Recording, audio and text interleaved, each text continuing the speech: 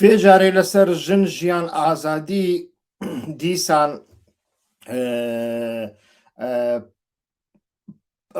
rastî bibêjim pedeke ketiye dewrê û ez fam nakim yanî pedeke çima ji şiara jin jiyan azadî aciz e. Yani ew ji rêka Kurdekî wek Ocalan hatibe an jî Hêmin Mûkiriyanî hatibe an jî her kesekî dinê hatibe. Yani çi ferq dike? Çima pê tengav dibe? Ez divê vîdyoya de behsê wê dikim. Yani du sê rojin çi qasî akademîsyenên erzan û bê mecrife û cahîl hene ê ku derdorên Hewlêrê kom bûne ê ku berê de digotin Brêt McGor dijminê Kurdan e behsa dewleta Kurdî û rîferandûmê û tiştên wisa çêdikirin niha şêrek û rêviyekî dibin şêrek û rêviyekî tênin tenê ji bo ku bixwazibin îspat bikin şiara jin jiyan azadî ku bûye dirûjma serheldanê hemî Îraniyan bi hemî neteweyan dixwazin bibêjin ew şiar wela bavê li cem Ocalan nehatiye. Yani ev navê Ocalan naynin lê tiştên şêrek û rûviyekî tênin behsa wêyekê dikin ez niha ji we re nîşan didim di heman demê de kîne ê ku tiştên wisa dibêjin hûnê wan bibînin li Facebookê wan de çi tê nivîsandin çi nayê nivîsandin û çawa behsa vêyekê dikin bêguman ew cesaret nakin bi carekî bibêjin dirûjma jin jiyan azadî ya Ocalanî ne ji bo ku wê demê însan dipirsin yanî başa kî gotiye beriya Ocalan kî hatiye gotin ew dibêjin beriya pekekê jî jin hebûne di nav hereketa Kurdî de rast e ez jî dibêjim jin di nava pedekê de jî hebûne di nava pedekê yani hereketa Barzanî de Margreta Şello hebû jinekî taqe jinek bû wek jin bi serê xwe hatibû nav hereketê hatibû bû pêşmerge jinê dinê jî hebûn lê ev jinê zelaman bûn be zelamekî raze û cî be zelamekî pêşmergê pêra çûye çi ye lê Margreta Şello jinekî Asûrî bû bi serê xwe çû nav pedekê û dawiyê çi pê hat hûn wê hekayetê dizanin yanî Margreta Şello piştî çend salan tê tesfiyekirin tê kuştin û heta niha jî kes nizane çawa hatiye kuştin heta aîlê wî jî bi pereyan û bi tirsê wisa lêkirine ku kes tu rojnamevan jî heta niha nagêjin sulaleya wan jî yanî ne tenê ew sulaleya wan jî bevî rengî mesela qepat kir yani hebûna jinê di nava hereketên dinê wisa ye ya dinê jî yani di nava Komala û Hîzbî Demokrat û Partiya Komûnîstê Iraqî û Mucahidînê Xelq û yani li Rojhilata Navîn de li nava Filistîniyan de jin hebûne jin rola wan hebûye lê ew jin yani jinekî sîstemê bûye Tansoçîler serokê Tirkiyeyê bû Meral Akşener niha serokê yenî partiya lê faşîstên çawa jê derketin yanî me hemî ew dîtin di nava pekekê de jî di destpêkê de jin hebûye û di serokatiya hereketê jî de heta di damezrandina hereketê de jî cêxwe girtiye di dawiya sala newetî de bi zor û zehmetî û milmilanê û keşmekêşekî zêde li encamê wî de êdî hereketa jin di bi hereketekî yanî sîstema xwe çêdike sîstema jin çêdike têgihiştina Ocalan di wir de dest pê dike ku dibêje sîstem bi xwe sîstemekî zelam e piyav salar e û jin jî koylê ye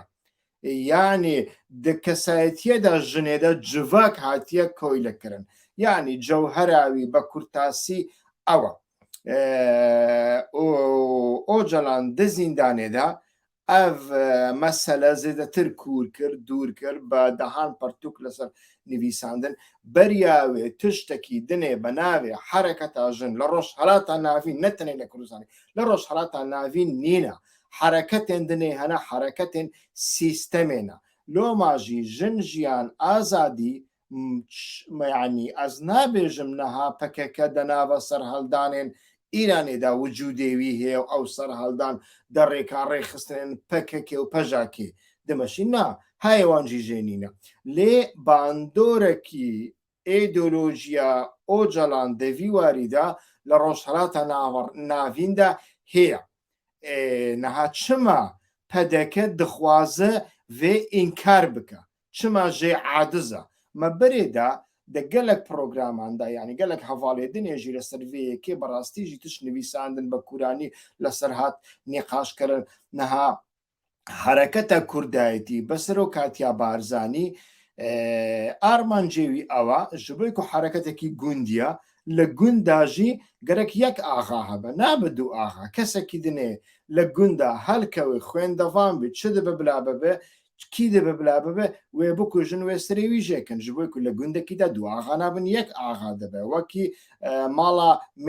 مێش هەنگڤینان دەناوە مێش هەنگڤینانداژی دوو مەلیکە نابن یەک مەلیکە دەبە هەگەر مەلیکەیەکی دنێ چێبوو گەرەک ماڵا خۆبارکە جودا بە و بڕەوە بچە لە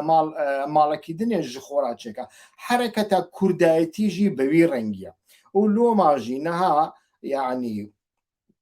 تشتێک و نەها بارزانی دەڕێکە ئەس نابێژم حیزبی دموکرات هەمی ئەس حیزبی دموکرات هەمی تاوانبار ناکەم لێ هەنێک کەس دناوە سەرکردایەتیەوەندا و هەنێک ئەکادیمیسیەنێن ئەرزان و بێ معریفەژی دەردۆرێواندا کو ژعالیە ئەربی لێڤە بە پارەیە پەترۆلە عراقی و بە قاچاق دەڕێکە ئەردۆغان تێفرۆتن تێن سپۆرتکردن و ئەو نەها هاتنە سەرپیان چیرۆک و حەکیاتان چێ دەکەن مەڤەدی گەڕینەن مەسەلەیە ئیلکەل کۆمیناڵ و نێۆڵۆتیک و نزانم چ کو دەوێت دەمێدا شیعارە ژن ژیان ئازادی هەبووە هەنێک ژوانە ڕابوونە یعنی زێدەترژی ئالیە نێزی حیزبی دموکرات کو حتا نەها تشتێک لەسەر شاعیر هێمن موکریانی نەگوتنە دەبێژن ئەv دەناوە شعرێن هێمن موکریانیدا تێدیتن یعنی ئەو خۆ نەڕاستە لە ئالیەکی دنێژی ئەو دوڕوتێکی مەزنە ینی هێمن موکریانی ژ ئالیە پەدەکەیە ئیرانێ هاتیە دەرخستن هاتیە دوورخستن هاتیە تەشیرکردن وەک جاش و وەک خائین هاتیە ئالانکردن گاڤاک و مریە خواستنە تەجاوزێ جەنازەیەوی بکەن حتا بەوی ڕەنگی ویە و ئەو بویەر دەدەمە عەبدوڕەحمان قاسملۆ هاتی ئاڤاکرد ژ بۆی و هێمن موکریانی شاعیرێک بوو لە هەمبەری قاسملۆ دەردەکەت لە هەمبەری پەدەکە ئیرانی دەردەکەت پەدەکە ئیرانی وێ دەمێت ژ بۆی و ئاغەیەکی دنێ ینی مەگۆ دەناوە گوندێکیدا دوو ئاغا نابن ji بۆی و ئاغەیەکی دنێ ڕیسوا بکە ڕەزیل بکە چ دەکردن ئاغەیەک دەگرتن جلێ ژنان لێ دەکردن و دەناوە گوندا دەگەڕاندن یعنی تەشیر دەکردن ji بۆی چ تەشیر دەکەن دەگوتن تو ژنی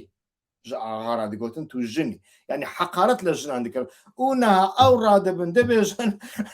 دروشما ژن ژیان ئازادی یامەیە یا دەناوە حرەکەتە کوردیدا جێ ژنێ چ بووە یعنی ئەم هەمێ دزان بەڕاستیژی ئینسان خوا نەخاپینی یعنی ژن